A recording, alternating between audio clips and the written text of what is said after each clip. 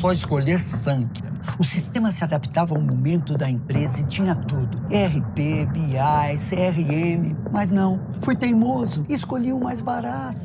E agora, eu acabei aqui. Quer que eu peça um carro? Por favor. Até o cartão corporativo já cortaram. Eu vi muita escolha errada acabar assim. Vai de Sankhya, a melhor solução de gestão para o seu negócio. Sankhya, liberdade para evoluir. Tadeu, você ainda é o garoto propaganda Ademicon? Lógico que sou. Então me diz, dá pra investir com o consórcio Ademicon? Lógico que dá, rapaz. Mas eu sempre achei que consórcio fosse crédito para compra de bens. Lógico que é também. Consórcio Ademicon é investimento porque muita gente precisa de crédito. Dá pra ser crédito porque muita gente investe. Tadeu, será que dá pra... Lógico que dá! Ademicon é crédito, é investimento, porque a Ademicon é especialista em consórcio.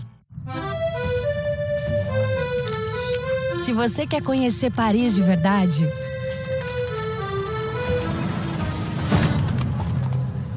por que ficar no lado turístico de Paris?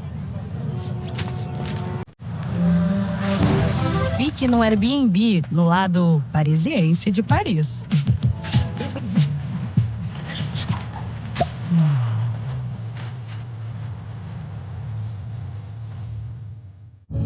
Se os deuses da bola reencarnassem na Terra, eles caminhariam em solos sagrados, vestiriam mantos lendários e operariam milagres. Acho que eles já estão entre nós. Sábado, 10 da manhã, tem Valência e Betis. Meio-dia e 15, Atlético de Madrid e Alavés, ao vivo. Assista estas partidas no Disney Plus Premium. Muito bem, Fã Esporte, de volta com o Linha de Passe para analisarmos mais um empate da seleção brasileira. Brasil 1, Uruguai 1. O Brasil saiu perdendo. O Valverde já no segundo tempo abriu o placar. Um belo gol, um pouco menos belo do que o do Gerson. Dois meio-campistas aí brilhando. Paulo Calçade numa noite de pouco brilho. Mais uma vez, fomos iludidos. Esperávamos bastante e vimos pouco. Boa noite, meu amigo. Olá, Plihal, olá, companheiros. Boa noite para você que nos assiste. Bom, o Brasil enfrentou o Uruguai, né? Não é aquele primeiro tempo diante da Venezuela. Uruguai, Argentina, Colômbia, hoje o Equador também merece todo o respeito. São os jogos que exigem mais das seleções sul-americanas hoje. Então era um grande do outro lado. E a seleção brasileira não se comportou bem, né? A seleção que você olha para o jogo, tenta extrair alguma coisa, e o que você percebe são individualidades, aposta nas individualidades. Que o Savinho faça uma grande jogada, que o Vinícius também. É claro, isso compõe o jogo. Claro que qualquer time precisa de grandes jogadores e individualidades, mas o jogo não é só isso. O jogo é muito mais do que isso. E esse algo mais o Brasil não tem, que é um jogo coletivo mais bem feito. O Dorival tem pouco tempo, mas o Dorival já está um bom tempo na seleção brasileira. O trabalho de seleção é assim mesmo. E é para todo mundo assim. É para o Luiz de la Fuente na Espanha, qualquer treinador de seleção. Qualquer treinador de seleção tem as datas FIFA para trabalhar. E tem as competições, pode ser a Copa América, pode ser a Eurocopa. No caso da Europa, eles estão em atividade o tempo todo. Mas é o que tem. E a gente não consegue desenvolver. Você vê o Bielsa. O Uruguai já foi, no início das eliminatórias, um grande exemplo, todo mundo. Aí entrou numa crise. Parece que nesta rodada conseguiu sair um pouco da crise. Uma vitória sobre a Colômbia, um empate contra o Brasil. E veio justamente para fazer um jogo. Não é muito Bielsa, mas é o jogo possível, cara. O que dá para enfrentar o Brasil hoje é esse. Eu vou esperar o Brasil errar e, diante disso, vou tentar ganhar o jogo. E quase que ele vai adiante assim. Mas, voltando para o nosso lado, a gente não consegue dar grandes passos, né, em direção àquilo que a gente imagina de seleção. Ainda dá tempo. Até porque acho que, no momento hoje, quem que seria a grande seleção no mundo para pensar em Copa? A Espanha. Os outros estão brigando aí. Mas é muito pouco, cara. Assim, decepciona. Porque você só fica olhando para os jogadores e torcendo por eles. algo mais na seleção brasileira não existe. E aí o segundo tempo o Dorival começa a tirar a lateral e põe todo mundo. E aí as coisas ficam... Depois de tomar o gol, então... Ficam meio bagunçadas. Qual é para você, Leonardo Bertozzi, boa noite, o principal motivo da seleção do Dorival até aqui não conseguir nem chegar perto de empolgar? Tudo bem, Perrão? Boa noite, Jean, boa noite, Calçade, boa noite, companheiros. Eu acho que é a dificuldade de ter algum tipo de coordenação ofensiva, defensiva, de tentar extrair dos jogadores características semelhantes a que eles têm nos clubes. Se a gente puxar o segundo tempo hoje, por exemplo, assim, a ideia de o time fica mais ofensivo tendo mais atacantes, desculpa, não funciona assim, né? Então, legal, pôs o Luiz Henrique. Como é que o Luiz Henrique entrou bem nos outros jogos, lá do lado direito? Como é que ele entrou hoje? Para jogar de segundo atacante, jogar por dentro. O Martinelli, brevemente na esquerda, mas depois tendo que jogar mais por dentro. O Rafinha jogar espetado lá do outro lado. Então, assim, depois entra o Estevam, e esse foi o único que entrou para fazer algo mais ou menos parecido com o que ele tem feito ali no clube. Mas, fora isso, assim, e isso já estou falando das tentativas de corrigir. Porque o problema principal do jeito que começa... a gente vê no começo dos jogos alguma tentativa e depois a coisa vai se perdendo. Contra a Venezuela foi parecido. Hoje, os primeiros 15, 20 minutos do Brasil não foram ruins, assim, no sentido de jogadores se procurarem, ter uma tentativa de infiltração, mas parece que a coisa vai se desorganizando de uma maneira que o time vai se perdendo e a colocação que o Brasil tem na eliminatória hoje, que é o 5º lugar, ela é uma colocação medíocre. 5º de 10 é medíocre, porque o futebol é medíocre. E o Brasil não tem jogador para ser medíocre, né? O Brasil tem alguns dos principais jogadores do futebol mundial hoje. Quando você olha a escalação do Brasil, você olha o futebol do Brasil, alguma coisa não bate. Não bate. Porque, peraí, são esses caras que eu vejo no fim de semana? São esses caras que eu vejo na Champions League? São esses caras? São esses caras que me encantam no final de semana e quando vestem a camisa amarela não conseguem, às vezes, fazer uma tabela, fazer uma ultrapassagem, fazer, como diz o Calçade, depende de uma jogada individual. Então, eu acho que o final de ano normalmente é a época de balanços, né? E o balanço de 24, sim, porque 23 já foi um ano horrível, né? Com a experiência com o Diniz, que foi péssima, não deu certo e passou muito longe de ser o que se imaginava. E assim, a gente imaginava que 24 pudesse trazer coisas melhores, mas trouxe uma Copa América ruim e um pós-Copa América que não dá a sensação de que estamos chegando a algum lugar. Então, hoje eu tenho dificuldade em ver o Dorival como um técnico adequado a dirigir o Brasil numa Copa do Mundo. Eu tenho dificuldade, assim. É difícil falar isso, porque ele é um cara correto, sério, né, trabalhador, mas que a coisa não está acontecendo. E se a gente tivesse uma faísca de, não, peraí, vamos dar tempo, porque parece que com tempo vai. Técnicos com menos tempo estão fazendo mais. Você olha para essa eliminatória, você olha o Gustavo Alfaro no Paraguai, que ele transformou o Paraguai. Revolução. O BKSS no Equador tá assim. Alfaro ainda não perdeu. Não, o Alfaro não perdeu no alto do morro hoje. 4 mil metros de altitude foi buscar um empate nos acréscimos. Ali é impossível. Então, assim, você tem técnicos com muito menos material humano e com as mesmas dificuldades, como lembrou o professor, e eles estão fazendo alguma coisa. Ou pelo menos estão dando sinais de que a coisa está evoluindo. Na seleção brasileira, assim, a ideia de que tá difícil sair da mediocridade, ela tá doendo. E, assim, em março tem Colômbia e Argentina. O Brasil vai querer pagar para ver e chegar até lá? Porque eu acho que é hora de balanço, inclusive, é hora de discutir se vale a pena ou não seguir com um comando técnico que não tá levando o time para lugar nenhum, né? Aproveitando o teu gancho, Jean Oddi, boa noite.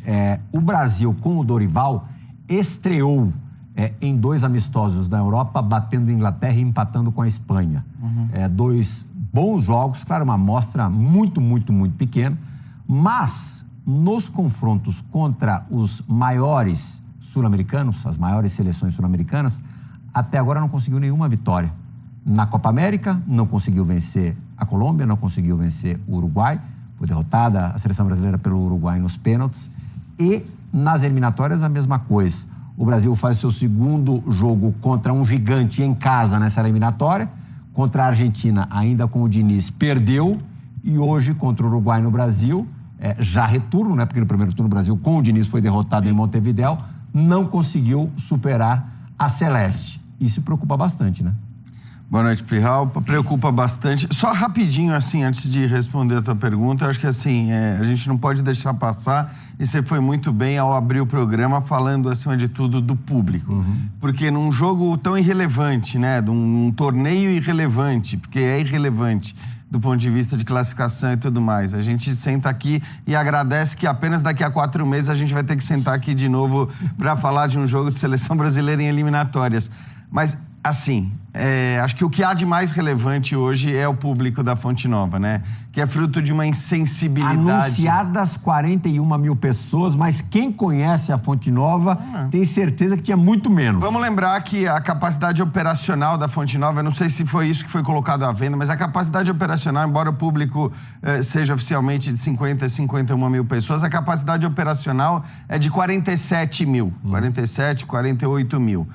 Quem olhou para o estádio hoje viu que não tinha 41.500. A não ser que muita gente tenha ficado no banheiro. De repente, as instalações do banheiro acabaram atraindo as pessoas. Ou vai, porque... vai vestido de cadeira. É isso. Você vai vestido de cadeira e assim, você. E é fruto de insensibilidade e de ignorância completa, né? O preço dos ingressos, apenas, R$100 apenas no anel superior, R$100 mais os 2 quilos de comidas e depois 200, 400, R$600. É um negócio... Tem que gastar mais R$100 para comprar um binóculo para você. Exato. Então, assim, vamos falar a verdade, né? É um absurdo, isso precisa, acho que, ficar claro e a gente precisa falar sempre disso, para que em algum momento os caras se liguem que a ambição, inclusive, só acaba tirando o dinheiro. Tá aí os mais preços. Barato R$100, mais caro R$800. Repito. Ali na faixa de 600 você conseguiu um lugar legal. Viu, exato. Repito, R$100 o mais barato, mais 2 quilos de comida, tá? Porque esse é o... Se o Brasil tivesse vencido o Mundial... A Argentina foi campeã do mundo. O Brasil é campeão mundial, não a Argentina. Então, ali são 6 estrelas. A gente estaria discutindo esses R$800. Sim. Então, o Brasil entregando nada é uma falta de sensibilidade absurda. Agora, a seleção é, dentro de campo, o que ela é fora. O que é a direção do futebol brasileiro hoje. O que é a CBF. A gente sabe do que acontece lá dentro. É um escândalo. Porque toda a organização ela foi dissolvida. Ela não existe mais. Eles não conseguem entender o que é administrar uma seleção brasileira. Eles só conseguem botar o ingresso a R$800. Quanto é 800 pau? É que isso a CBF arrecada pouco. As outras fontes são curtas. Mas, obviamente, esse é o típico caso em que se você cobra menos, você arrecada mais. Essa é a burrice que impressiona também. também. O detalhe esportivo, porque com 50 mil pessoas... A bola dá na trave e entra. Com, 25 mil hoje lá, a bola dá na trave e sai. Para não entrar na questão do perfil do público, né? Na hora que você coloca esse preço, enfim, a gente sabe bem... Você escutou o primeiro canto? Você está prestando atenção? O brasileiro com muito orgulho, com muito amor? Então, eu não vou nem falar das nossas torcidas patrocinadas, enfim. A gente tem vários problemas em relação à seleção brasileira, mas é assim... Mas influencia diretamente no jogo mesmo. Claro que influencia. Acho que assim, isso tudo é fruto de um contexto, é fruto de anos de um trabalho mal feito em vários aspectos. Então, assim, é uma pena que seja assim, mas hoje a maneira como a seleção brasileira é vista no Brasil tem a ver com tudo, absolutamente tudo isso, né? Com as coisas que a gente fala o tempo todo. Claro que, assim, com o calendário, com os preços, com o distanciamento, com o fato da seleção atrapalhar tantos clubes, tudo isso. E, além disso, é uma seleção, né, que, como vocês falavam, não traz nada de legal. Eu estava fazendo, enquanto assistia o jogo, eu ficava pensando nas outras grandes seleções do planeta, mesmo aquelas que não atravessam, talvez, os seus melhores momentos, e olhava, cara, essas seleções, elas sabem, eles vão afirmar que 4, 5 jogadores para a próxima Copa do Mundo estarão naquele time. A seleção brasileira é uma loucura, porque é uma absoluta incógnita. Qual é o time que vai entrar em campo na próxima Copa do Mundo? Claro que o time não tem que estar montado, e não é assim. Você não tem 2 anos antes, ou 1 ano e meio antes que seja, uma seleção montada para uma Copa do Mundo. Não é assim que as coisas funcionam. Mas, em geral, você tem as coisas se encaminhando. Hoje a gente não tem a menor ideia de quem serão os laterais. Temos muitos zagueiros, é verdade, mas talvez os melhores, aqueles que estão jogando melhor, nem tenham jogado hoje. Ok, o Bremer porque está com uma lesão seríssima no momento que foi convocado, mas a gente tem o Murilo também jogando muito bem. Então, assim, você tem várias opções boas na zaga, mas a gente não consegue afirmar que essa zaga, Gabriel Magalhães e Marquinhos, vai ser a zaga da Copa do Mundo. Dificilmente será. Dificilmente será. E aí até por uma questão também acho que de fase, de idade, de como cada um vai chegar no momento que a gente começar o Mundial. O meio-campo nem se fale. O meio-campo nem se fala. Sim, porque, em geral, os jogadores que saem do Brasil para jogar na seleção brasileira são aqueles em que, assim, vão ter que trabalhar dobrado para conseguir uma vaga na Copa do Mundo. Hoje, talvez entre todos esses que têm sido convocados, e são bons jogadores, ninguém discute isso, ninguém discute a qualidade do Bruno Guimarães, do André, por exemplo, do Paquetá, mas hoje talvez aquele que esteja mais apresentando alguma coisa é o cara que joga no Brasil. Sim. É o Gerson. Então também não consigo afirmar quais serão esses meio-campistas. E mesmo o Gerson, a gente tem dúvidas de como ele vai se virar num jogo, numa dinâmica mais alta do que a de hoje. Claro. E um jogo, sei lá, por exemplo, contra as grandes seleções europeias. Hoje a gente lembra, o Uruguai entrou em campo fazendo uma mudança, inclusive, para se defender melhor, né? Para se proteger do que o Brasil poderia oferecer e não oferece. E aí a gente olha para os nossos grandes jogadores, aqueles que de cara seriam incontestáveis, que ninguém, na hora de escalar os 11 da seleção brasileira, vai tirar o Neymar, se ele estivesse à disposição, evidentemente, e o Vinícius Júnior, que, claro, ele vai estar no time da Copa do Mundo, mas hoje muito mais pelo que ele mostrou no Real Madrid do que pelo que ele mostra na seleção brasileira. Que só pelo que ele mostra no Real Madrid. Só. Então, assim, talvez o Rafinha seja o único cara em que a gente consiga dizer, bom, esse daqui, pelo que tem jogado... E foi bem hoje, hein? Foi bem hoje, de novo, mais uma vez. Aliás, até discordo, acho que a gente vai falar das substituições do Dorival e tudo mais, mas acho que sim. Pelo que tem jogado, talvez seja o único que você diga, bom, esse está caminhando para, durante a Copa do Mundo, ser titular. Mas é impressionante você olhar para isso e não conseguir mesmo o Rafinha, né? Porque afirmar. ali na dele... Tem muita gente. E tem o Neymar. Uhum. É que eu acho que assim... Aí o tem Neymar assim... Você pega o Gerson, né? O Gerson... a gente não pode dizer que o Gerson está fora, ele está perdido. Não. Mas o Gerson está numa função que ele pode fazer no Flamengo? Pode. Mas ele é... O Gerson, se você olhar ali no centro do campo, há um equilíbrio entre o Gerson meia e o Gerson... Volante? Não, há um desequilíbrio. Ele é um meia tendo que fazer um papel que não lhe é muito confortável, mas ele faz. Então, esse jogador que pode ter uma missão dupla com naturalidade, não é para ele, mas ele tem se esforçado muito. O Rafinha é um atacante que está fazendo uma função na seleção que o Barcelona mostrou, olha, pega ele e põe para fazer aí e tal. Só que ele tem do lado dele, do lado direito, um cara no Barcelona, um moleque de 17 anos também, que tanto que ele, aos 17 anos, tiveram que dar uma folga para ele. Porque com ele na seleção espanhola, que é o Lamine Yamal, e no Barcelona, os dois times se transformam. Sim. E todo mundo...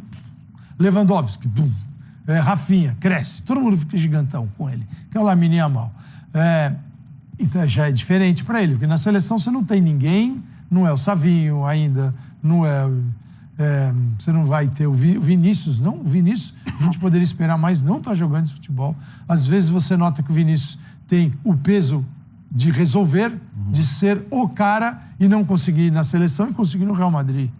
Cara, não é fácil conseguir fazer o que ele faz no Real Madrid. Como se o Real Madrid fosse um time fácil para jogar. Sim, é fácil para muitos que o Real Madrid hoje, né, Calçade? Ele é preparado para gerar os espaços que o Vinícius precisa para jogar. E na seleção... E a seleção brasileira claramente não é, não tem sido, né? Igor Jesus. O Igor Jesus não jogou nada. Pô, cara, se teve um jogo que não era para ele, era esse. Muito menos culpa dele. Se produziu nada para ele. Porque é um cara que ficava ali, o boi de piranha entre os zagueiros, e o Brasil jogando por dentro o tempo todo... Bola pro Vinícius, que vem por dentro e sai do Rafinha. Entra Gerson e entra Savinho. E aquela bola por dentro. Só o Savinho, aí no metade do jogo, lembrou que ele foi escalado para romper o lado direito. E o Vinícius tinha o Varela Quantos minutos? 90? 90. 95? 95. O Varela o tempo todo... Porque se o Vinícius não joga, a bola do Brasil, naturalmente, qualquer bola que saia da defesa para o ataque, que saia da defesa ou do meio de campo, procura o Vinícius. Então, você busca quem primeiro? O Vinícius. Se ele tem com a marcação ali, você já dá uma travada no Brasil. Então, mas acho até isso discutível hoje. Eu acho assim, o Vinícius não é o Neymar. Acho que isso tem que ficar claro. Eu acho discutível, assim, acho que essa vaga, esse negócio de vaga cativa, assim, fulano e mais 10, não... Então, isso não é para o Vinícius. Por melhor que o Vinícius seja, a gente vive aqui uma loucura, né? Uma euforia, uma histeria até às vezes com o Vinícius, mas assim, o Vinícius não é o Neymar. O Vinícius é diferente, é um baita jogador que poderia sim ter vencido a Bola de Ouro, poderia ter vencido e pode vencer o prêmio de melhor do mundo e até justo que vence. Agora, ele não é um jogador tão extraordinário, tão fora do normal quanto é o Neymar. Então essa lógica de se você tem o Vinícius, procura o Vinícius, ela não se aplica. Ela não se aplica porque você tem outros jogadores de alto nível também. Na seleção brasileira jamais se aplicou. O time está sendo preparado para buscar alternativas? Então, Porque parece que não. Então. Não, o time é preparado, se é que dá para chamar isso de preparação, o time é preparado para explorar a individualidade dos seus vários caras de frente. Que foi o que aconteceu a partir do momento que o Brasil toma o gol. Aí beleza, você tá com 2 pontas na esquerda, 2 pontas na direita, né? Tira o lateral, põe mais um ponta, ok. Você tem vários rompedores de linhas, que foi o que fez. Mas assim, é aquela crença de que a individualidade de um ou de outro vai resolver. Para mim isso é um defeito. E ele persiste, porque era o Neymar. Neymar, bola Neymar. Neymar resolve, ele é diferente, bola Neymar. Aí o Brasil teve um tempo para aprender a jogar sem o Neymar, porque o Neymar, ele não é uma certeza a mais. A gente viu o percentual de jogos que ele disputou ontem, né? Então ele não é uma certeza. Nem no time que ele for jogar, ou no time que ele joga, ou na seleção brasileira. Isso está claro. Então você tem que criar alternativa. O Brasil teve um tempo para aprender a jogar sem o Neymar. Tem outros jogadores. O que o Brasil faz? Elege um outro cara. Agora é o Vinícius. Exato. Agora é o Vinícius. Jogo no Vinícius. Mas aí, isso vai para nossa cultura, né, Calçade? É nossa cultura. Quanto a gente ouve que o Romário ganhou uma Copa e o Ronaldo ganhou uma Copa. Os outros não fizeram nada. Entendeu? Então, assim, a gente trabalha muito na ideia de quem vai ser o cara que vai nos levar ao título mundial. E agora, por causa da relevância que ele ganhou, esse cara tem que ser o Vinícius. Então, não tem que ser. E outra coisa, né, Léo? Porque eu acho que, assim, existem casos muito excepcionais em que isso se aplica. O que a Argentina fez com o Messi na última Copa do Mundo, óbvio que se aplica. Você está falando do Messi. O Messi é uma coisa, o Vinícius Júnior é outra. Eu acho que o Neymar em forma, o Neymar em condições, ele é uma coisa. E ainda assim, né, Jean? Desculpa te interromper, levaram 5 Copas até alguém criar um time que permitisse ao Messi. Exatamente. Decidir a Copa do Mundo, isso também só aconteceu porque o Messi não era mais o Messi, apesar de ter feito uma copaça. Sim, perfeito. Né? Porque ele também... Fisicamente, eu tô falando. O Messi não teria condições. Como o Neymar não será na próxima Copa. Não será. Pro Neymar ser bem sucedido na próxima Copa, ele terá que ser ajudado pelos outros. Exatamente. E aí tudo bem. Vai fazer sentido se o Neymar estiver em forma, se o Neymar tiver condições. Agora, buscar no Vinícius Júnior e querer do Vinícius Júnior esse protagonismo e essa coisa de chamar a responsabilidade, que você vê que ele até tenta, né? Em alguns momentos, você vê que possivelmente as decisões que ele toma, talvez não fossem as decisões que ele tomaria no Real Madrid. Porque hoje eu acho que existe essa quase que responsabilização de, não, então é com você agora, garoto. O Neymar não tá mais aí, você resolve a parada e assim, não tem dado certo. A verdade é essa. Mas ele também não pode perceber que desse jeito não vai dar certo, ele não vai render bem? Ele não deveria? Eu não sei se ele tem esse nível de percepção pelo seguinte, a ausência do Neymar, você tem um combo aí. Uma coisa é Vinícius no topo do mundo com a camisa do Real Madrid. A outra é o que esse jogador pode fazer com a seleção brasileira, que quando dá certo, você imagina, você é o cara que arrebenta na seleção brasileira e arrebenta no Real Madrid. O que você quer mais da vida? Não é nada, cara. Você já está no topo do futebol. Mas não tem um pouco dele querer se provar na seleção? O Neymar abriu um espaço. Exige isso, né? O Neymar abriu um espaço para ele. Se exige tanto assim. E sobrou isso na cabeça dele. Eu tenho achado que eu tô a caminho da Bola de Ouro, aí não veio. mas eu estou no topo do Real Madrid, ganho Liga dos Campeões. Eu resolvo problemas do meu time, que é o maior time do planeta. É natural que eu faça isso na seleção também. O principal jogador da seleção desta geração aqui, que já está indo embora, que é o Neymar, está fora. Pô, eu vou aproveitar esse espaço. E ele não consegue. Tanto que o melhor momento dele, né, Calçado, na seleção brasileira, pra mim, ainda é a Copa de 22. O jogo da Croácia à parte, que ele não foi bem, até muita gente ainda discute ele ter sido substituído, mas ele fazia uma boa Copa do Mundo, com gol, com assistências, participando. Momentos muito melhores do que os que teve depois da Copa. Perfeito. Mas a Copa, ele ganhou a vaga, ele não era uma certeza do Tite. O Tite falou, não, eu vou com o Vinícius, mas não era a ideia era ter um quarteto. Sim. A responsabilidade dele, teoricamente, era muito menor. Muito menor. Né? Aí, a partir daquela Copa, não, é Vinícius e não se fala mais nisso. Até porque o Neymar some de cena. Sim. Vamos botar o Pedro Ivo Almeida na roda também de conversa, direto da Fonte Nova, vai participar do Linha de Passe. Estava lá e é lógico que o testemunho dele tem um peso muito grande e muito importante. A gente quer só comprovar no boa noite a você, Pedro Ivo, se o clima aí estava tão gelado como transparecia para quem acompanhou tanta gente assim que... E tinha tanta gente, 41 mil pessoas no estádio, amigo? André, abração pra você, Plirra, Calça, Jean, Bertozzi, todo mundo na mesa. Eu tava tentando encontrar uma definição. Você falou em clima gelado, né? Sou até meio contraditório para Salvador, mas pode ser. Até o Olodum que tava aqui batucando, tentando puxar a torcida no primeiro tempo, foi embora no segundo tempo.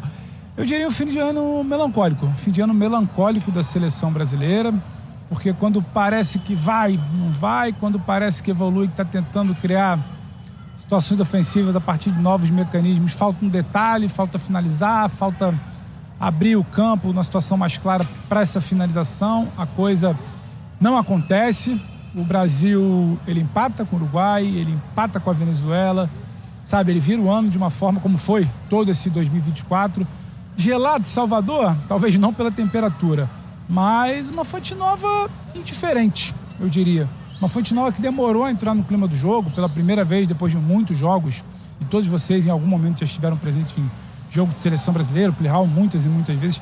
Pela primeira vez eu vi uma seleção subir para aquecer e a torcida ficar quieta.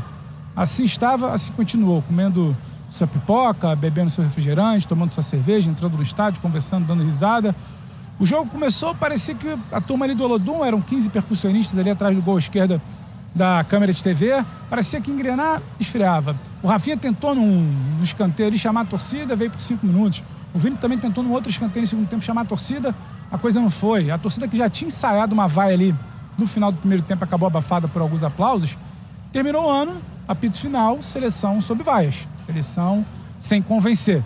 Eu acho que tem muita coisa que dá para falar. Eu não achei o jogo ruim até o 1-0 do Uruguai. Eu acho que faltou capricho no último toque, criar situações mais claras, mas eu consegui entender que algumas dinâmicas estavam sendo pensadas. A partir da repetição de uma formação, algo novo ia sendo pensado. O Rafinha caindo bem pela ponta, a hora ele rompendo ali a linha, a hora o Vini tentando atacar o espaço. Dava para entender alguma coisa ali, sabe, treinada. A pressão do primeiro tempo parecia ser treinada. Agora, depois do 1-0 para o Uruguai, aí foi, vamos tentar para ver o que dá. Lindo chute do Gerson, empate, e aí ponta daqui, ponta dali, Luiz Henrique centroavante, Martinelli por dentro, Rafinha de lateral esquerdo. Aí já não era mais exatamente uma equipe, aí fica difícil até avaliar o trabalho que foi feito. Agora, a sensação é de uma seleção que inicia o ano tentando buscar um rumo com o Dorival e termina o ano sem saber qual é esse rumo.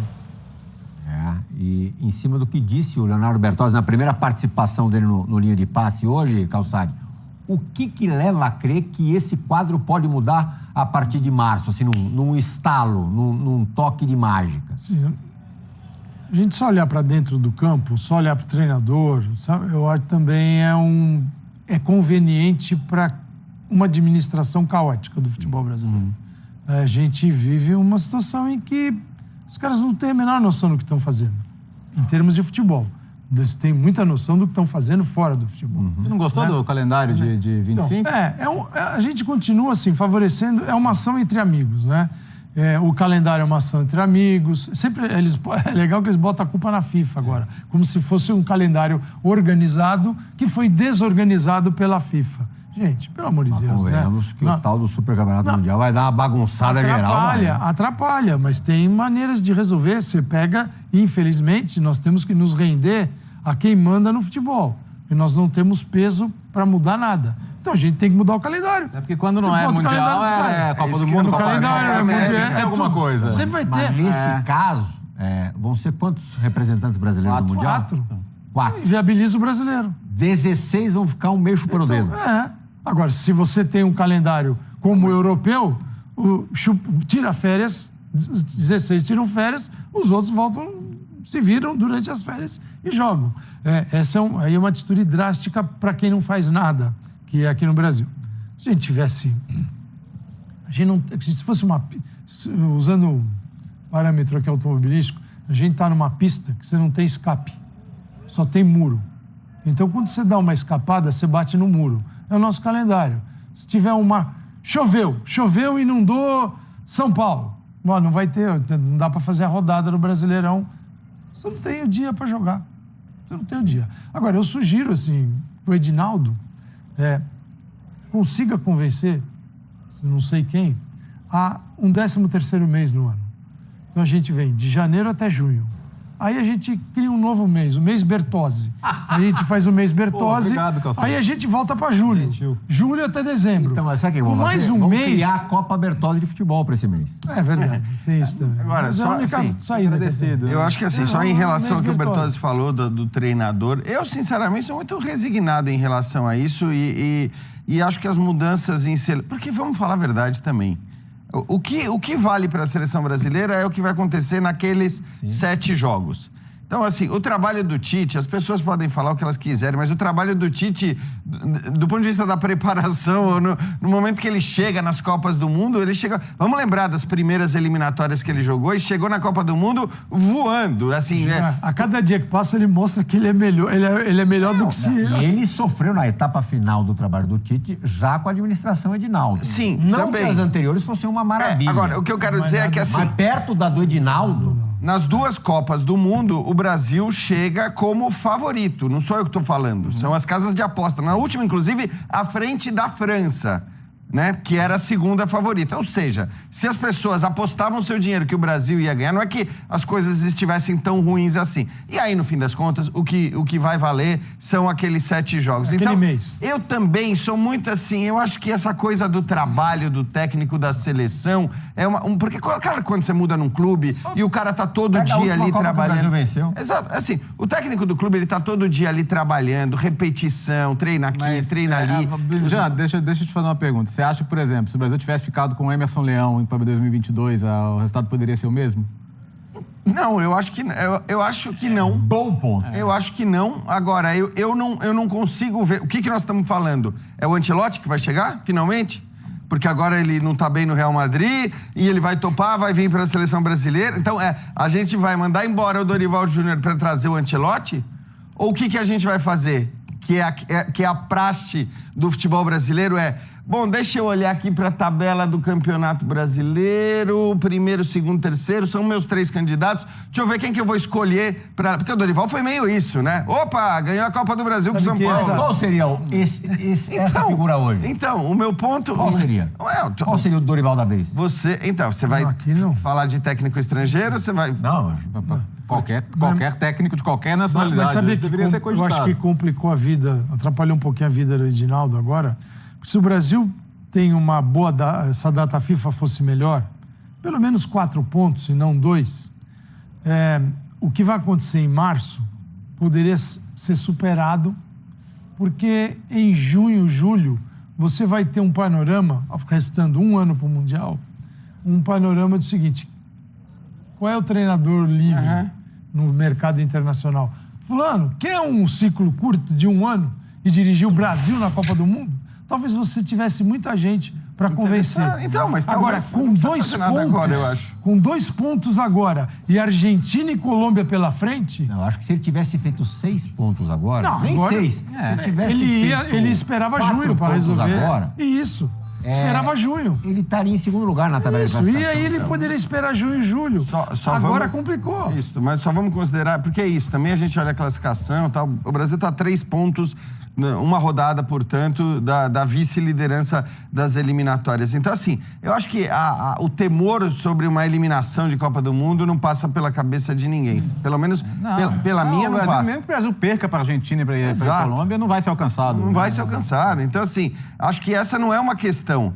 A questão é, vale a pena mudar agora? E até considerando isso que o Calçade falou. Seria bonito em 7. Se fosse para mudar, se for para mudar, talvez valha esperar os 2 jogos, sim. Ele espera e ele porque aí você tem um outro momento bem mais propício para... Você quer dizer que estrear um treinador contra a Colômbia e a Argentina é uma roubada? Mas não é nem por isso, Plihal. É porque, assim, se você vai trocar tá agora, quem você vai pegar? Porque eu tô brincando, falando do Ancelotti, mas assim, o Ancelotti não é que surgiu do nada. Não é que foi uma viagem, uma barrigada coletiva. Não. Havia uma conversa, houve ali uma sondagem, havia minimamente posso falar essa o que eu faria? Eu sondaria o mercado, olharia. Sei que não é a coisa mais bonita de fazer, conversar com outros enquanto está empregado, e principalmente não deixar isso vazar. Mas eu faria a mudança quando eu tivesse a certeza de quem seria o cara para assumir. Então, mas, Léo, pra não ficar nessa jogada de esperar o técnico Ancelotti, que foi uma coisa bizarra. Né? A certeza do cara para assumir, ela não existe nesse momento, pelo que o Calçade falou. Eu vou pegar de novo o exemplo do Ancelotti. O Ancelotti hoje não vive o seu melhor momento no Real Madrid. Você não sabe o que vai acontecer. Pode ser que ao final da temporada ele esteja fora do Real Madrid. Verdade. E ele já manifestou, de alguma maneira, uma possível ano, o cara topa. desejo. Qualquer um topa. Exato. Um ano. Exato. Já tô classificado e vou pegar 1 ano, pô, legal. Agora, escolher alguém agora, vai escolher quem? Vai fazer mais uma troca quase que aleatória pra ver se, vai dar um boom ali em março? Eu não vejo porquê, sinceramente. Ô, Pedro Ivo, os movimentos da CBF indicam o quê? Para esses 4 meses, né? 4 meses. Até o próximo jogo da Seleção Brasileira. Estamos parecendo o time na zona do rebaixamento, hein, Pedro? Um atrás do outro. Dorival segue até lá. Não há nenhum movimento de que o Edinaldo pense em trocar. Eu acho que existia uma pressão muito grande ali na janela de outubro, antes das vitórias contra Chile e Peru.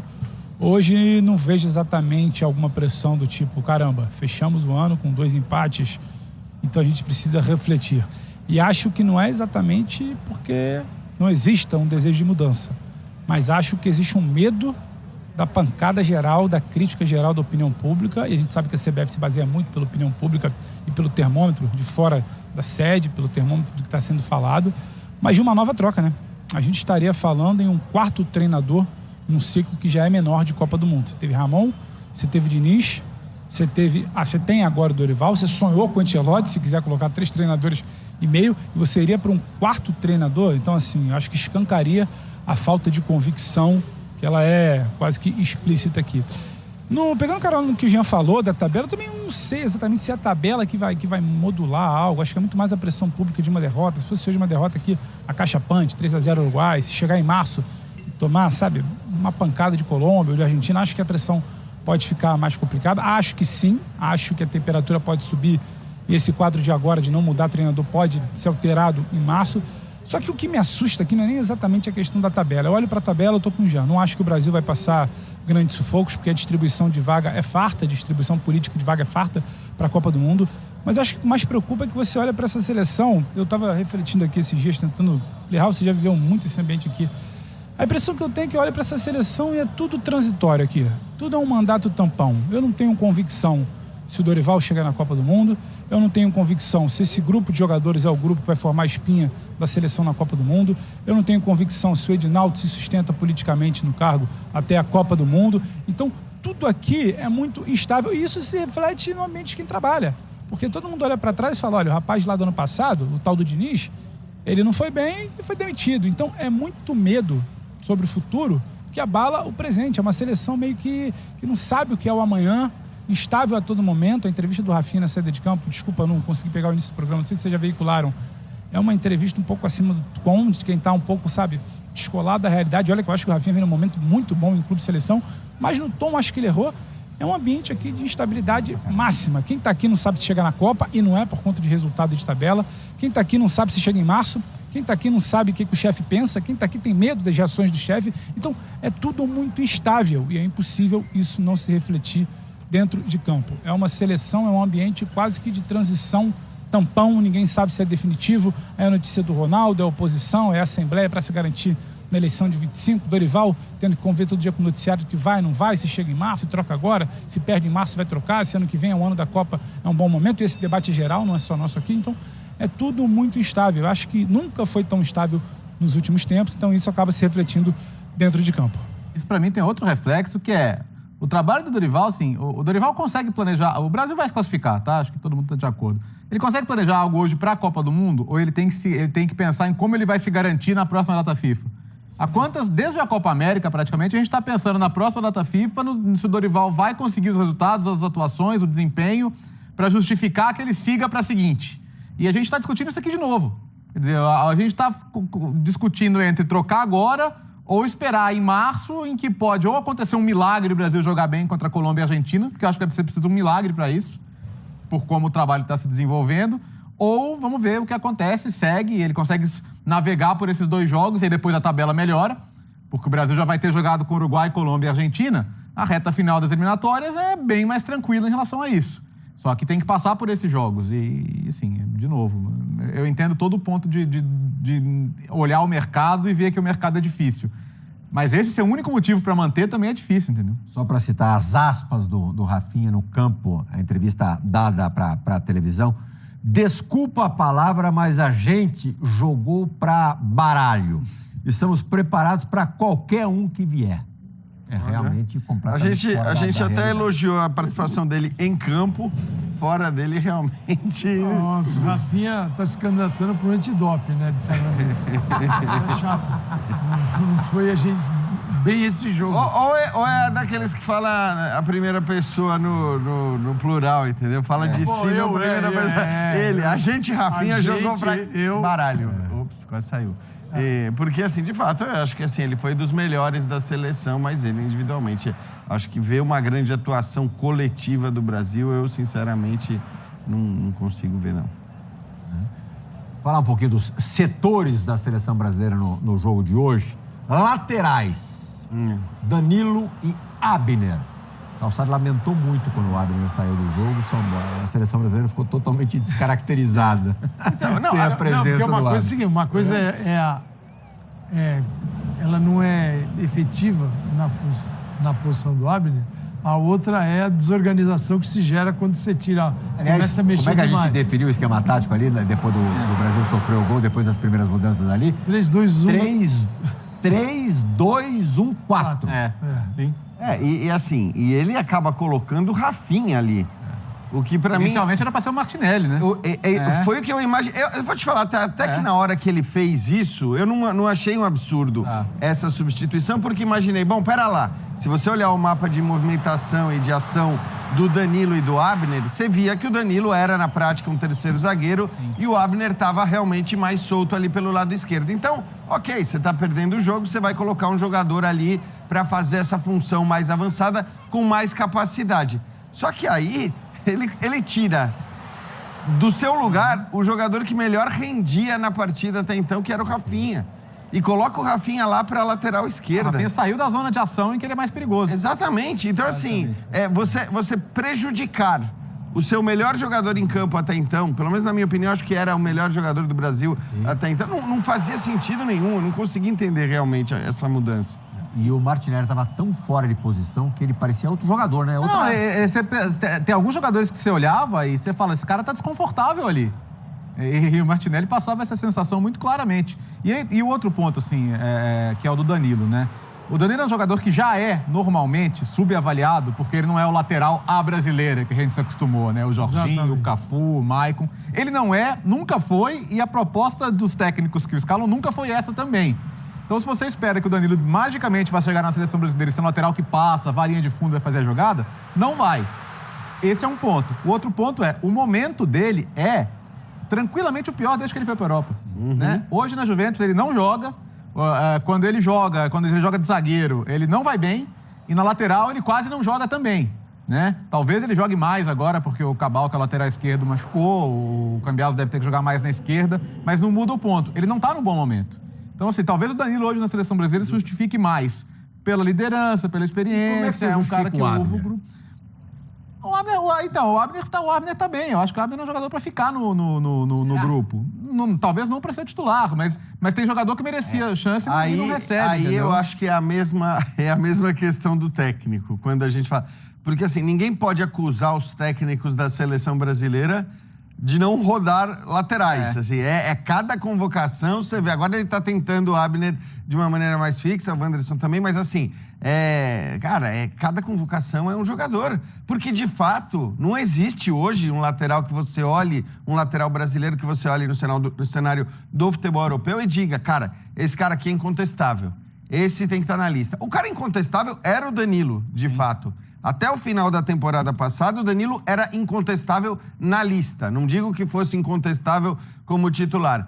Mas pela segurança defensiva, né? Porque você poderia eventualmente alternar entre um lateral mais defensivo e um outro que de repente te oferece mais, até eventualmente um jogador que não fosse um lateral, mas que jogasse um pouco mais solto por ali. Mas hoje nem o Danilo é incontestável. Então assim, você, de 4 laterais que você provavelmente vai levar para a Copa do Mundo, se é que vai levar 4, porque tá difícil de achar, você não tem uma certeza. Eu acho que isso é certamente o pior dos problemas ali. Não facilita para ninguém, eu digo. Claro, que o no contexto Brasil joga do hoje, time. Você não facilita a chegada de ninguém. Então ninguém chega arrebentando. Não, mas uma coisa são jogadores que extrapolam o nível do futebol, já tem um nível muito alto. E a outra são aqueles que são normais. Sim. Os jogadores têm você tem um grupo de normais que jogam em seleção. Às vezes são muito relevantes. Para clube, na seleção são normais. A seleção campeã do mundo, ela tem os seus normais, né? Ele vai passar a bola para o Pedro Ivo. Vai ser a última participação dele no Linha de Passe. Cheio de normais as casas do mundo para que o anormal... Sim, é isso. O Pedro, este festival de trocas e mudanças táticas, assim, depois de tomar o gol, você acha que existe alguma ligação com o que é treinado ou é na hora do jogo mesmo? Digo, na seleção. Porque, assim, os jogadores não gostam da... Calça, são duas observações, né? A primeira é o que a gente olha em campo. Se a gente olha em campo, a gente não imagina que isso foi treinado. A segunda é o que a gente tenta colher de informação das atividades aqui dos últimos dias. No treinamento de domingo, o último no Barradão, antes do jogo, porque ontem o treino já foi na Fonte Nova, segunda-feira. No treinamento de domingo, ele divide o campo, de um lado, treinamento de defesa, saída de bola, linha de 4 defensivos, 2 volantes ali, um dos volantes participando da saída, era inclusive o André, para tentar coordenar alguma coisa. O André não vai a campo, ele é titular. E do meio para frente, ele tem o Gerson com o Bruno. Deu para ver uma alteração ou outra, por exemplo, o Luiz Henrique treinando um pouco mais centralizado. Então, esse movimento do Luiz Henrique, não caindo pela ponta, mas treinando um pouco mais centralizado, ele foi observado. O Martinelli, em algum momento, não estava exatamente pela ponta. Muita troca do Vinícius. Algumas coisas ali isoladas, elas foram observadas nesse treinamento específico de ataque contra defesa, bola com ataque, tentando encaixar a formação ideal titular do ataque no domingo, lá no Barradão. Depois, quando foi para o 11 contra 11, o famoso coletivo, o time que treinou foi o time que começou jogando. As únicas 2 trocas que ele fez, até que a informação que a gente teve, foi sacar ali o Gerson e o Bruno para tentar o André e o Paquetá num outro desenho de meio de campo. Ontem, no treinamento aqui na Fonte Nova, que já é um treinamento de pouco menos de intensidade, repetiu o time titular de sábado, de domingo, o time que entrou em campo hoje, e não fez grandes alterações. Bateu muito na tecla daquela inversão que a gente conseguiu ver, Rafinha puxando de dentro para fora pela esquerda, Savinha de fora para dentro pela direita, o Rafinha atacando espaço, o Vini atacando espaço, o Gerson pisando um pouco mais. Então, foi muito trabalhado esse novo dinamismo ofensivo que a gente viu no primeiro tempo até a hora do gol do Uruguai.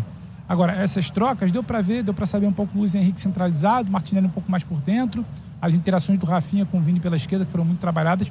Agora, você terminar o jogo ali com 4 pontas, o Estevão é ponta, se você parar para ver, o Luiz Henrique é ponta, o Martinelli você pode entender como ponta, o Vini também é um extremo. Se você quiser até puxar um pouquinho mais para trás, o lateral esquerdo, o Rafinha, que foi assim que terminou o jogo, também era ponta até o meio do ano. Isso me parece que não era algo tão coordenado, me parece que foi uma necessidade de jogo. Hoje ele tenta mexer para frente, mas não era exatamente algo coordenado. O campo também nos disse isso, né, Calça?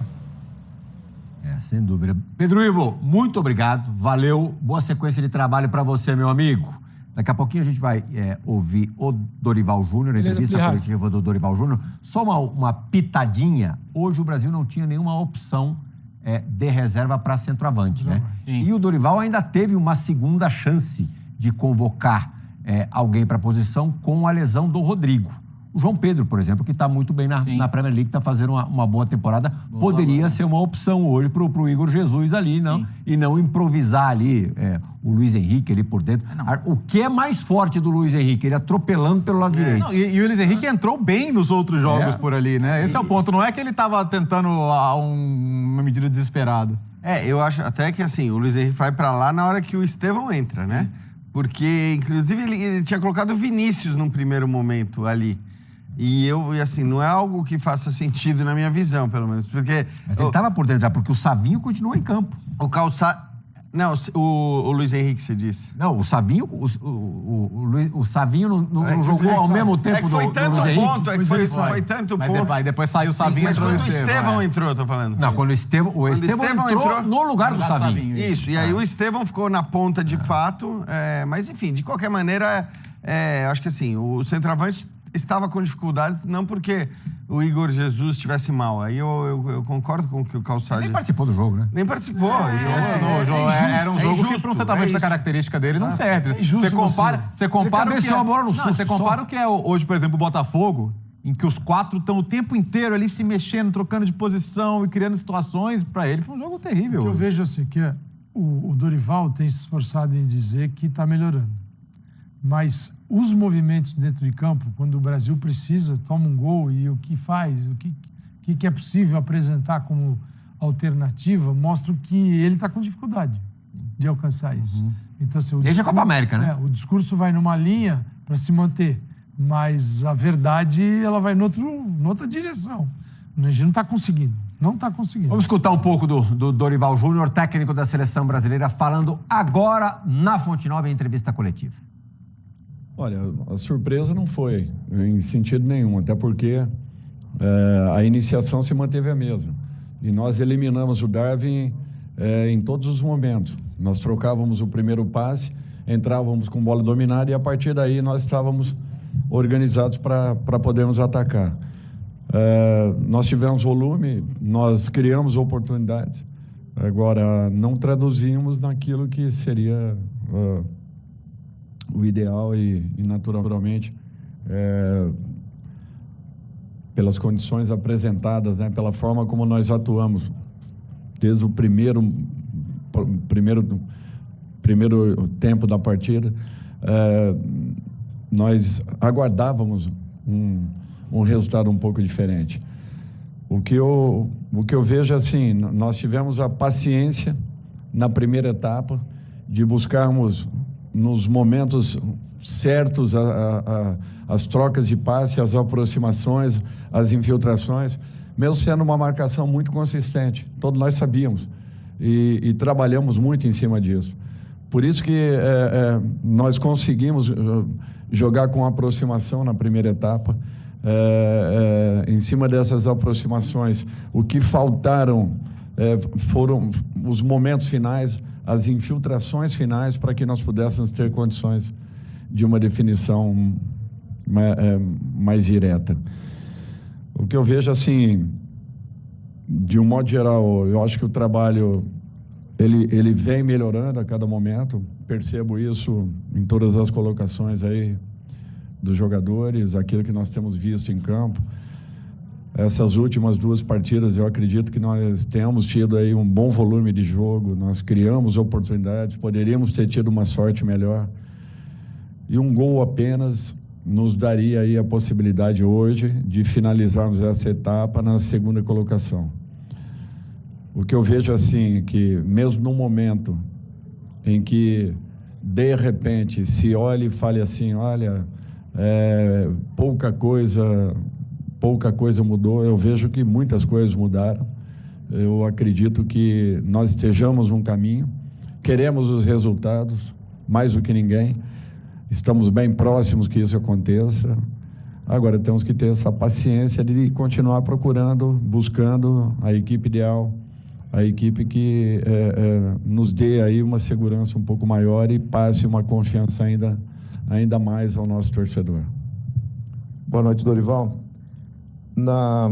Sem colocar assim em questionamento nada da tua avaliação que começou ontem até e que agora termina com o jogo acontecido, sem desconhecer, por exemplo, os números que te coloco nesse ano com uma derrota apenas, sem desconhecer que existe uma evolução. O Uruguai é uma seleção que está há mais tempo, embora não muito, mas está há mais tempo trabalhando, sem desconhecer os méritos que tu mesmo apontaste. A seleção brasileira, ela vem de alguma turbulência, em termos até da presença de técnicos. Tu fosse o terceiro técnico e era para ser a quarta opção quando fosse escolhido pela CBF. A CBF passou por um período, o ano passado, muito confuso. Tu te sentes hoje, com tudo isso que tu falaste aí, e que eu não estou entrando em questionamento, não estou mesmo, tu te sentes seguro para no dia 20 de março, tu sabes que tu és o técnico da seleção brasileira para o retorno das eliminatórias? Olha, eu acho que isso daí, quem pode responder melhor do que eu, o diretor de futebol que está aqui, o Rodrigo, e o presidente. Até então, todos estão vendo e acompanhando o dia a dia, os trabalhos. O Rodrigo não perde um treinamento, está em todos os momentos, em todas as palestras, em todas as reuniões, em todos... E acredito que a avaliação de trabalho ela é feita dessa forma. No Brasil, nós somos resultadistas, essa é a realidade. E eu, mais do que ninguém, sei disso, porque em todos os clubes que passei, eu vivi disso, vivi dos resultados. E, graças a Deus, sempre consegui entregar coisas boas. Uma grande maioria dos clubes por que passei, dentro da minha carreira, eu acredito que tem entregue porque confiaram, acreditaram e, ao mesmo tempo, eu retribuí com resultados. O trabalho está sendo realizado. Ninguém sai de um processo de mudanças, praticamente conhecendo uma casa nova, do zero para um percentual satisfatório, sem que exista trabalho, repetição. E o que eu vejo é que as coisas estão caminhando, estão evoluindo. Mesmo que as pessoas, às vezes, não queiram enxergar, mas está acontecendo. A evolução vem sendo feita, jogadores entendendo o que a gente quer, tentando transformar em atitudes em campo. Os resultados, infelizmente, talvez encubram um pouco daquilo que vem acontecendo. Mas eu tenho confiança muito grande que nós estejamos aí num caminho promissor e que resultados ainda serão melhores nos momentos em que necessitarmos deles ainda mais e forem decisivos e definitivos. Dorival, boa noite. Aqui, Jonatas, do BTB Esportes. Gostaria da sua avaliação em relação às substituições do segundo tempo, até tendo em vista um pedido muito grande da parte dos torcedores para a entrada do Estevão, mais minutos para o Estevão e também para o Luiz Henrique. Se, de fato, todas as substituições corresponderam ali à sua expectativa em desempenho, em dinâmica, mas uma avaliação mesmo dos jogadores do segundo tempo. Jogadores que estão acostumados a jogarem em seus clubes, às vezes são situações assim bem difíceis, né? A entrada desses mesmos dentro de uma partida. Mas eu acho que cada um cumpriu ali a sua função. Nós estamos buscando a melhor condição possível. O jogo ficou muito franco no segundo tempo, muito aberto. Não é aquilo que nós queremos e nem aquilo que nós trabalhamos. Porém, esse foi o desenho da partida. A equipe uruguaia se defendeu muito bem. Teve méritos nisso. Nós procuramos criar por dentro, por fora, tivemos passagem, mudamos as laterais do campo, buscamos ultrapassagens com dois atacantes pelo lado esquerdo, com mais o Estevão pelo lado direito. Savinho vinha fazendo uma boa partida também. De um modo geral, nós estamos buscando esse equilíbrio para que a equipe possa continuar criando sem que sofra tanto.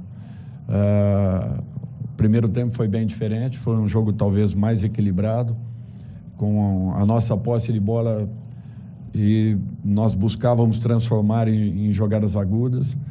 Acredito eu que tenhamos tido um bom volume, e em cima desse volume a criação de algumas boas oportunidades, não concluídas de repente, mas eu acredito que seja um processo tudo isso, e nós vamos transformando aos poucos e tentando fazer com que melhore a cada momento. Normal, o seu otimismo continua grande. Fizemos talvez o melhor jogo da temporada da seleção brasileira sob o seu comando. Tivemos domínio amplo, total e restrito ao longo do primeiro tempo. Eles passaram a existir depois dos 20 minutos, na cobrança do escanteio, quase o gol que eles fizeram. E eu tenho a impressão que foi, como eu disse há pouco, a melhor partida nossa, mas tenho a impressão também que nós pecamos muito, por tudo que o senhor contou aí, que o senhor tem razão no que o senhor colocou, do domínio, da criação de jogadas, das funções individuais que o senhor deu a cada um. Nós pecamos pela ausência de arremates. Nós fizemos um gol com o Gerson a longa distância, né, da entrada da área, um lindo gol, mas em compensação driblamos o Uruguai o jogo inteiro e pecamos por não arrematar. Se eu estiver errado, o senhor me corrige, porque eu aprendo muito com o senhor. Mas até que ponto nós vamos ter que aguentar jogador fazendo tico-tico no fubá sem definir nada? Eu concordo plenamente que nós precisamos ser mais incisivos, mais diretos, e que as finalizações aconteçam. Podem ter certeza que nós jogamos contra uma equipe altamente qualificada e defensivamente uma equipe muito segura. Alguns dados assim importantes: a equipe do Uruguai é a equipe que mais rouba bolas com pouco tempo em que o seu adversário fique com ela nos pés. Eles levam 5 a 6 segundos apenas para uma retomada de bola. Isso tudo foi uma tensão que nós tivemos, que fez com que nós melhorássemos muito nesse sentido. A equipe adversária, ela teve que balançar o tempo todo um sistema de marcação muito rígido, forte. Inclusive, não sei o que houve com o próprio com Darwin, que teve que sair, talvez pelo desgaste que teve em ficar tentando combater a nossa saída de bola e não conseguindo. Eu acho assim, nós tivemos coisas boas ao longo de todo o ano. Nós viemos um processo de evolução, ainda não é ideal, eu tenho consciência disso, sei que precisaremos ainda mais, porém nós estamos melhorando, eu tenho certeza. O volume que nós tivemos hoje, mais uma vez, comprova. O jogo anterior, da mesma forma, tivemos volume de jogo, criamos oportunidades. O que está nos faltando realmente é isso que você pontuou e que não deixa de ter razão. Dorival, boa noite. Carlos Gil aqui, Globo Sport TV. Seguindo essa linha de balanço de 2024, antes da Copa América, você dizia com muita sinceridade, muita honestidade que o Brasil não chegava com uma grande força, que havia outros trabalhos num processo avançado de Argentina, de Uruguai, de Colômbia. O Brasil termina a temporada das eliminatórias em 5º lugar, exatamente com essas seleções à frente, com a Argentina, com o Uruguai, com a Colômbia, e ainda tem o Equador por aí. O 5º lugar é um retrato fiel do que é a seleção brasileira, o futebol brasileiro hoje na América do Sul, ou essa distância, a seu ver, foi encurtada e está mais próxima de ser ou igualada ou ultrapassada a partir de março do ano que vem? Carlos, assim, é interessante essa pergunta, porque nós brasileiros sempre olhamos pelo lado negativo das coisas. Eu falo isso de um modo geral, não apenas no esporte e mais diretamente no futebol. Nós sempre olhamos o lado negativo. O Brasil, quando assumimos, estava na 6ª, agora está na 5ª colocação, muito pouco nós andamos. Eu vejo por um outro lado, e também não estaria satisfeito se nesse momento nós fôssemos o segundo vice colocado com um gol que fizéssemos ou na partida anterior ou nessa partida. Por quê? Porque eu acho que ainda nós estamos num processo, e mesmo com a segunda colocação nesse instante, se viesse a acontecer, nós não estaríamos tranquilos e satisfeitos, ao contrário. Nós estamos buscando ainda uma melhora, ela vem acontecendo, isso é muito claro, a equipe vem encorpando, vem acreditando, precisa ainda de um equilíbrio maior, concordo. Nós nos expusemos bastante, nós praticamente terminamos o jogo aí com 6 atacantes, se eu não estou enganado, 5 atacantes jogando. Então, assim, Eu acho que nós tivemos coisas boas ao longo do ano, muito mais do que coisas negativas. É natural que os resultados, de repente, encubram tudo isso. E se fossem positivos, eu também não estaria aqui satisfeito, alegre, feliz com o resultado alcançado. Muito pelo contrário, com os pés no chão, porque eu sabia ou saberia que nós ainda precisamos de muito. Mas as coisas estão acontecendo. Eu não tenho receio em afirmar, pela vivência, pela experiência que eu já tive em outros clubes, pelo momento, pelo sentimento. O jogador te passa muita coisa dentro de um vestiário e eu acho que as leituras elas estão sendo muito próximas daquilo que nós estamos vendo. Por isso que a confiança é grande em que daqui a pouco nós possamos deslanchar. É um universo realmente paralelo, né? E, levando em consideração o que o Rafinha disse na saída do campo e o que o Dorival falou agora na entrevista coletiva, não há dúvida que eles estão, pelo menos, falando a mesma língua, né? Não sei que evolução que eles estão vendo. Paulo Calçade, o Dorival acabou de falar nessa última resposta, muito mais coisas positivas do que negativas no ano da seleção brasileira.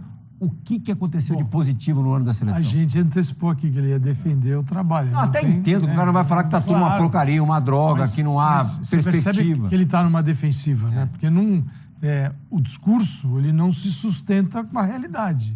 O que o Brasil evoluiu? Cara, evoluiu no quê? Aí vem o Léo. O Léo lembrou. Você pega outras seleções que tiveram intervenções também rápidas, porque seleção é tudo igual. Não tem tempo, você não fica o dia a dia com os jogadores. Você tem ali momentos. Essas seleções, elas estão brigando para ir para a Copa do Mundo. Então o Paraguai sabe que se ele não mexer rápido, ele vai ficar fora da Copa. Aqui a gente não tem essa urgência. Né? Então... Você sabe que vai. Então. Você sabe que vai. E isso, às vezes, demora para se tomar uma decisão. Assim, é muito fácil olhar para o Dorival e estabelecer toda a culpa nesse processo. É muito fácil e é cômodo. E é o que a CBF provavelmente vai fazer em algum momento. Agora, eu vejo a seleção como este cargo parte de um problema que é muito maior, que começa lá na Barra da Tijuca, quando fica a CBF. Está tudo errado, né? Está tudo errado, porque a CBF... Gente, a CBF sempre foi um show de horrores, né? Era Otávio Pinto Guimarães, Nabi Abichedi, isso aí para quem é mais velho, né? Aí é Ricardo Teixeira, já foi lá atrás João Avelange, o Caboclo, Zé o Marinho, o Marco Paulo. Aí veio o Edinaldo, cara. Você fala assim, o Edinaldo melhorou? Caprichado, hein? Melhorou, não. Ele é a cereja do bolo dessa desgraça que é a administração do futebol brasileiro. Seja no dia a dia das coisas comuns aqui do nosso futebol, que nos competem, ou seja, a administração da seleção brasileira. Então, só o Dorival ele foi escolhido por alguém. Se não dá certo, porque o sistema, as coisas não estão bem lá dentro também. Não estão bem. As coisas não estão legais. Claro. Né? E o jogador sabe disso. O que faz o Marquinhos? O Marquinhos pede que o torcedor abrace a seleção antes do jogo. Aí o que faz a CBF? Bota ingresso 800 paus.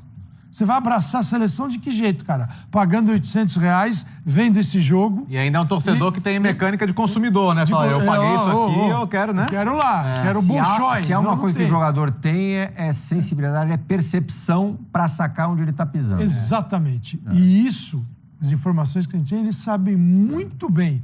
E os caras não vão deixar de atender a seleção, mas eles sabem que o momento é difícil, porque eles estão cercados de gente que não tem nada a ver com o negócio.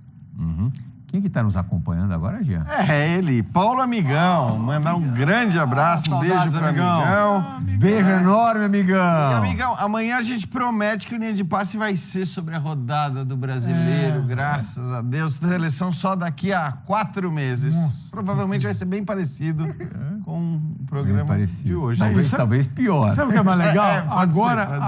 Agora indo 11 de 10 países na América do Sul que disputam eliminatórias, vão 11 para a Copa. Né? E a gente fazendo ir de volta ainda, com esse data FIFA arrebentando os nossos campeonatos. Quer dizer, daria para fazer numa boa. Fazer 2 grupos de 5, joga um contra o outro. Outra coisa, e de volta, 10 rodadas, elimina 8 E tá tudo Porque lindo, o meu cara. E vão ponto os é... mesmos. 10 segundos pra você. Você pode até usar o argumento de que é mais justo, tal, etc e tal. Mas a gente fica jogando partidas sem nenhuma competitividade, sem nenhuma importância, enquanto na Europa os caras Campeonato estão Brasileiro sempre embala, nos grandes jogos. 40 dias depois para. Embala, 40 dias depois para. O linha de passe tem que parar também. Rapidinho a gente volta já para o esporte.